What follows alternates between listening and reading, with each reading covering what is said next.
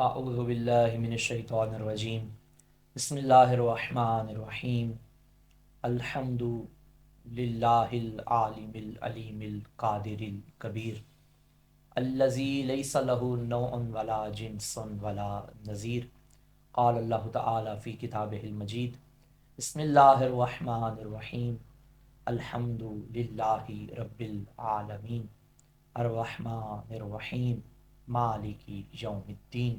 सलवात पढ़ें बर मोहम्मद व आले मोहम्मद।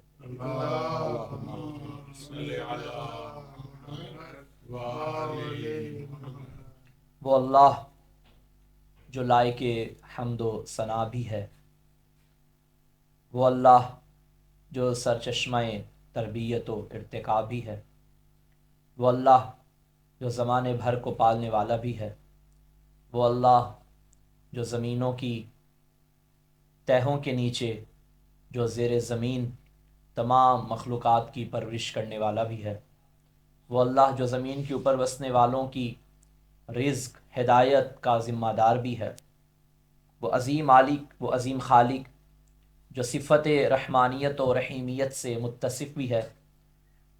कितना करीम है कि वो कादिर होने के बावजूद, वो जब्बार होने के बावजूद, वो कहार होने के बावजूद, वो पूरी कुदरत रखने के बावजूद, वो कुदरत कामिला के मालिक होने के बावजूद भी बंदे से जब खिताब करता है और बंदे को अपनी बारगाह में बुलाकर बंदे से मुतालबा करता है कि मुझे जिस सिफ़त से पुकारा जाए वो सिफ़त या रहमान है या रहीम है। रहमान और रहीम के हवाले से हमने बिस्मिल्लाहिर्रहमानिर्रहीम के बाब में यानी दर्स नंबर 2 में ये तफसीलन ज़िक्र किया था। अलबत्ता हम उसका तकरार नहीं करेंगे, लेकिन इसके बावजूद हम कुछ बयान इस तरह करेंगे कि अल्लाह को अपनी सिफ़त रहमानियत, सिफ़त रहम इस कदर पसंद है कि हम अगर ख़ुद हिसाब करें कि एक दिन में हम कितनी मरतबा अल्लाह को सिफ़त रहमान और सिफ़त रहीम से पुकारते हैं। आप जानते हैं कि सूरह अल-हम्द में तो रहमान और रहीम ऑलरेडी है ही, फिर बिस्मिल्लाहिर्रहमानिर्रहीम में भी रहमान भी है, रहीम भी है। अब सोचिए कि आप एक दिन में कितनी बार उसको पुकारते हैं रहमान और रहीम कह के। ये कम अज़ कम 30 मरतबा आप पुकारते हैं। वो किस तरह? यानी नमाज फ़जर की कितनी रकतें हैं? वाजिब 2, जो कि पढ़नी ही पढ़नी है। अब इस वाजिब नमाज में भी आप देख लीजिए कि पहली रकत में आपने बिस्मिल्लाह में एक बार पुकारा रहमान और रहीम, फिर सूरतुल फातिहा में फिर पुकारा रहमान और रहीम, और फिर दूसरी सूरा पढ़ने के लिए जब आपने बिस्मिल्लाहिर्रहमानिर्रहीम पढ़ा फिर आपने पुकारा रहमान और रहीम। गोया पहली रकत में आपने 3 बार रहमान और रहीम पुकारा, फिर दूसरी रकत में भी आपने इसी तरह किया। जोहर की नमाज 4 रकत है, इसमें 2 रकत में तो सूरह अल-हम्द पढ़नी ही है, बाकी 2 रकतों में आपका इख्तियार है, चाहे सूरह फातिहा पढ़ लें या तस्बीहात अरबा पढ़ लें।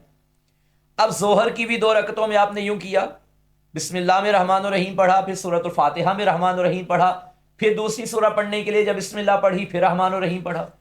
जोहर की दूसरी रकत में फिर आपने यूं किया, यानी एक रकत में आप 3 बार रहमान और रहीम पढ़ लेते हैं, अलैकुम अस्सलाम रहमतुल्लाह, और 2 रकती नमाज में आप 6 बार रहमान और रहीम पढ़ लेते हैं।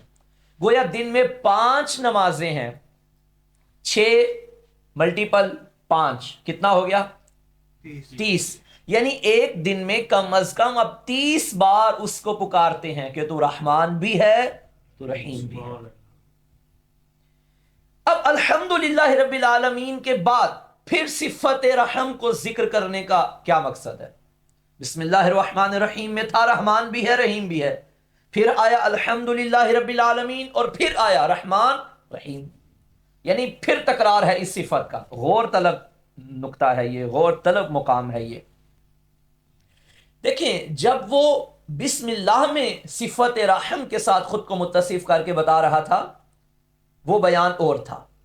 सूरतुल फातिहा में अल्हम्दुलिल्लाहि रब्बिल आलमीन के बाद जब कहा यह मुकाम और है, गोया वहां उसने अपनी सिफत उलूहियत के साथ सिफत रहम को बयान किया, और यहां یہاں صفت ربوبیت کے ساتھ صفت رحم کو بیان کیا. وہاں اللہ کہہ کے رحمان رحیم، یہاں رب کہہ کے رحمان رحیم. اب یہیں سے اندازہ لگائیے کہ وہ معبود ہوتا ہے تو بھی رحمان و رحیم، جب وہ رب ہوتا ہے تو بھی رحمان و رحیم. کیا مطلب ہے اس کا؟ معبود ہے گویا وہ بندے سے مطالبہ کر رہا ہے کہ میری عبادت کرے. رب ہے تو مالک ہے، پال رہا ہے. معبود ہو کے بندے سے کچھ مانگ رہا ہے عبادت، مالک ہو کے بندے کو کچھ دے رہا ہے، کبھی رزق، کبھی ہدایت، کبھی یہ تمام نعمتیں. یعنی معبود ہو کے وہ مانگ رہا ہے، مطالبہ کر رہا ہے، اور رب ہو کے وہ دے رہا ہے، عطا کر رہا ہے.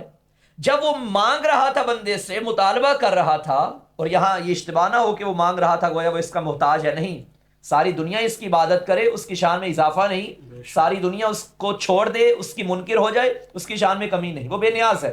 لیکن بندے سے مطالبہ تو کیا ہے نا کہ میری عبادت کرو.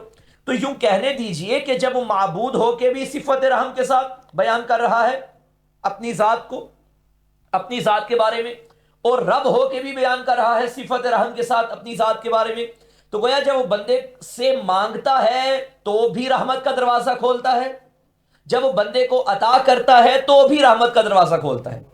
یہیں سے اندازہ لگائیے کہ جب انسان دنیا کی ظلم و بربریت کے طوفان سے آزاد ہو کے اللہ کی بارگاہ میں جاتا ہے، اسے پکارتا ہے تو رحمان بھی ہے، تو رحیم بھی ہے، تو رحمان بھی ہے، تو رحیم بھی ہے. گناہوں کی دلدل میں ڈوبے اس گناہگار کو اللہ کی ذات رحمت کا دروازہ کھول کے بتا رہی ہے کہ پریشان نہ ہو، میں تیری بارگاہ میں حاضر ہوں، تو میری بارگاہ میں حاضر ہے، تو ایک بار پکار، میں 10 بار تیری پکار کا جواب دوں گا. میں نے رحمت کا دروازہ کھول دیا ہے، توبہ کرنا تیرا کام ہے، معاف کرنا میرا کام ہے. اور آپ یہیں سے اندازہ لگائیے سورہ زمر میں خالق کائنات نے ارشاد فرمایا بسم اللہ الرحمن الرحیم قل یا عبادی الذین اسرفوا علی انفسہم لا تقنطوا من رحمت اللہ. اے حبیب کہہ دیجئے میرے بندوں سے کہ جنہوں نے اپنی جانوں پر زیادتی کی، یعنی قانون الہی سے سرکشی کی، وہ میری رحمت سے مایوس نہ ہوں. یعنی وہ قہار، جبار، قادر مطلق ہونے کے باوجود بھی اپنی رحمت کو بار بار حضرت انسان کے سامنے بیان کر رہا ہے. اور رب العالمین کے بعد رحیم اور رحمان کا تذکرہ کرنا، خدا کی قسم کیا اشارہ ہے کہ ہم قادر بھی ہیں مگر تم پر اپنا لطف کیے ہوئے ہیں، ہم قادر ہیں مگر تم پر اپنا کرم کیے ہوئے ہیں.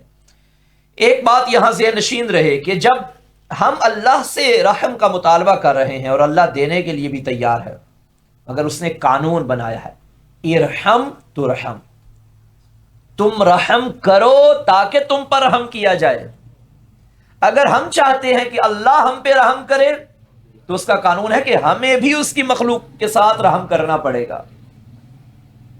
مجھے بتائیے، ایک ماں اپنے بچے سے اتنی محبت کرتی ہے، اتنی محبت کرتی ہے، اگر آپ اس کے بچے کو ستائیں اور ماں سے محبت کا دعویٰ کریں ایز اے انسان، یعنی ماں سے ہمدردی ہو، لیکن بچے پہ ظلم ہو رہا ہو، کیا ماں آپ سے محبت کرے گی؟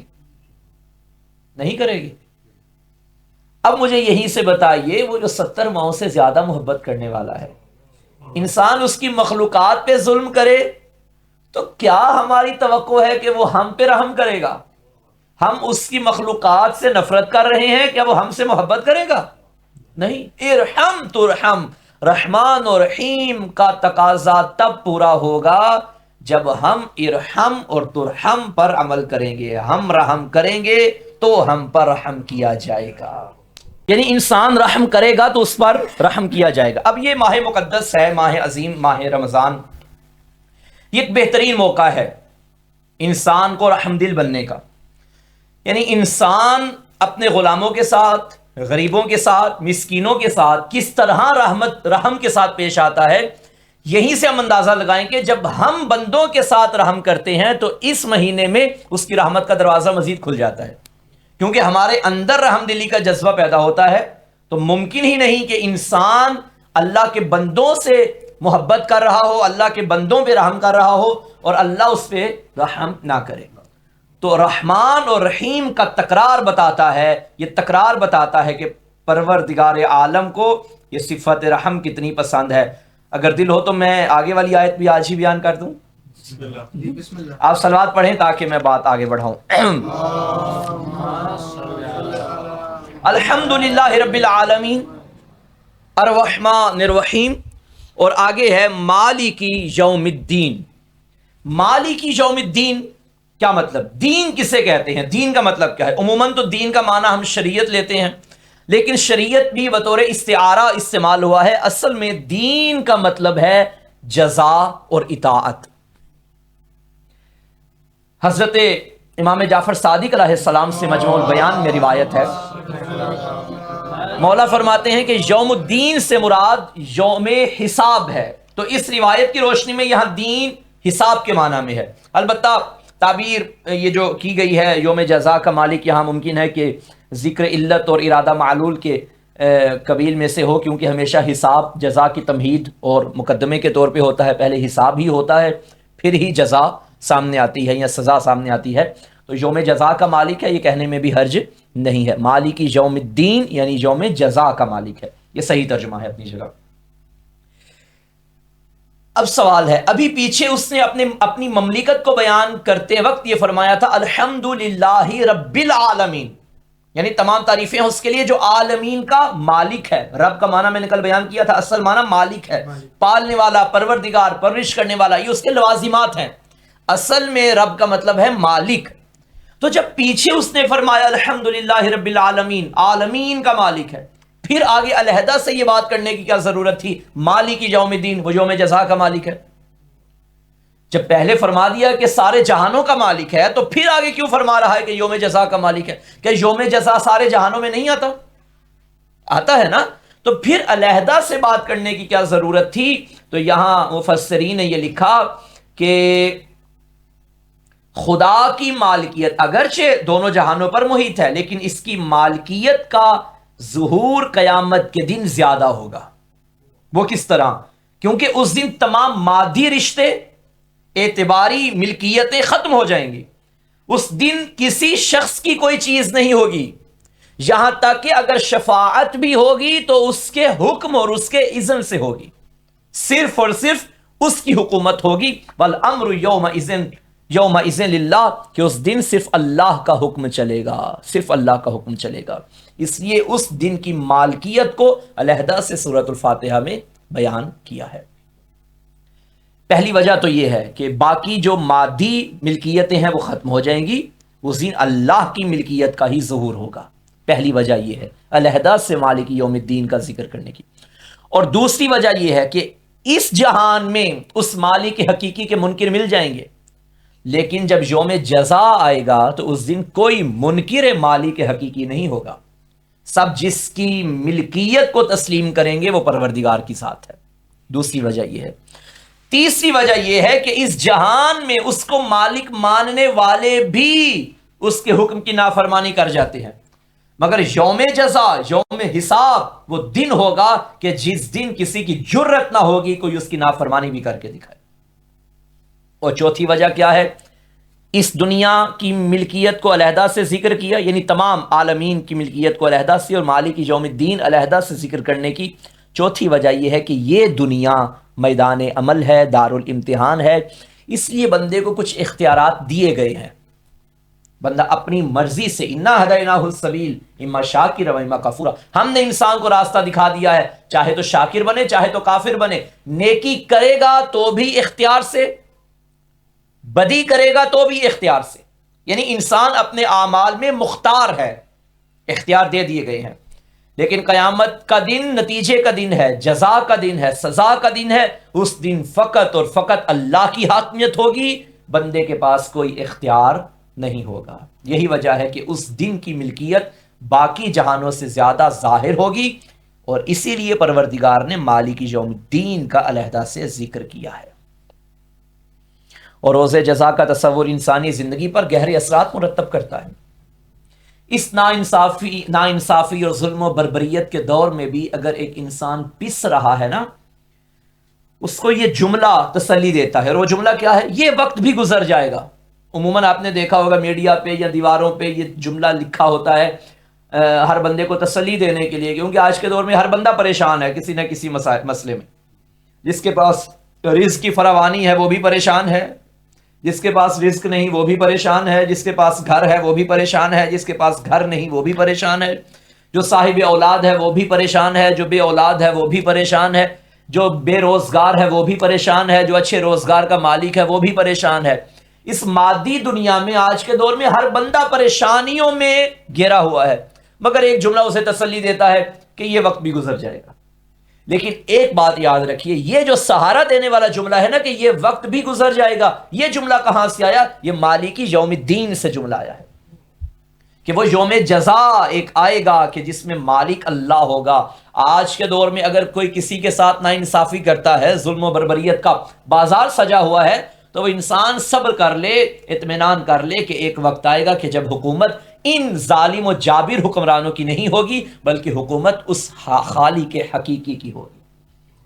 وہی جزا ہوگا، جزا کا دن ہوگا، اور وہی سزا کا دن ہوگا۔ جب انسان یوم جزا کو دیکھتا ہے نا تو اس عارضی دنیا میں ہونے والی ناانصافیوں سے مایوس نہیں ہوتا۔